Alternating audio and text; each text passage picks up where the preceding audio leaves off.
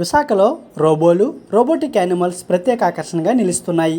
విశాఖపట్నంలోని RK beach దగ్గర AU గ్రౌండ్లో ఏర్పాటు చేసిన వైజాగ్ ఎక్స్పో ఎగ్జిబిషన్లో సమ్మర్లో చిన్నారులను అలరించేందుకు రోబోలు, రోబోటిక్ యానిమల్స్ ఏర్పాటు చేశారు.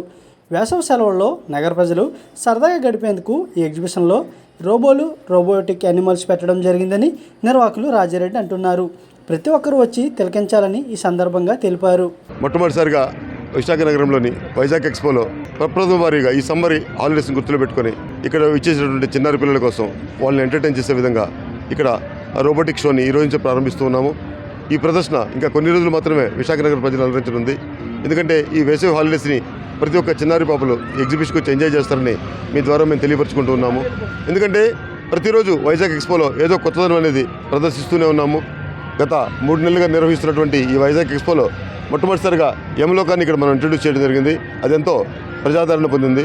దాంతో భాగంగానే ఇప్పుడు ఒక రోబోటిక్ యానిమల్స్ని కూడా మనం పెట్టడం జరిగింది. ఈ ప్రదర్శనలో ఎగ్జిబిషన్ టికెట్ తీసుకొని లోపలికి వచ్చిన వారికి ఉన్నటువంటి యానిమల్స్ ఏవైతే ఉన్నాయో వాటిని కూడా ఉచితంగానే చూపిస్తూ ఉన్నాము. అదేవిధంగా ఈ 360 డూమ్ టికెట్ తీసుకున్న వారికి ఈ ఒరిజినల్ రోబోస్ ఏవైతే ఉన్నాయో ఈ రోబోస్ డాగ్ రోబో కానివ్వండి, అదేవిధంగా మనకు కావాల్సిన హ్యూమన్ రోబో కానివ్వండి, అదేవిధంగా మనకు కావాల్సినటువంటి ఇక్కడ హాల్ మార్క్ లోగోస్ కూడా మనం ప్రప్రదంగా పెట్టడం జరిగింది. ఈ ప్రదర్శనలో కేవలం ఏదో డబ్బు సంపాదించాలో ఇంకోటి ఉద్దేశంతో కాకుండా చిన్నారి పిల్లలకు వాళ్ళ వేసవి హాలిడేస్ని ఎంజాయ్ చేసే విధంగా ఈ ప్రదర్శన ఉండబోతుంది. ప్రతి ఒక్కరు కూడా సందర్శకులు గమనించి ఎగ్జిబిషన్కి విచ్చేసి మీ ఆనందం పొందుతారని మీ ద్వారా మేము తెలియపరుచుకుంటున్నాం.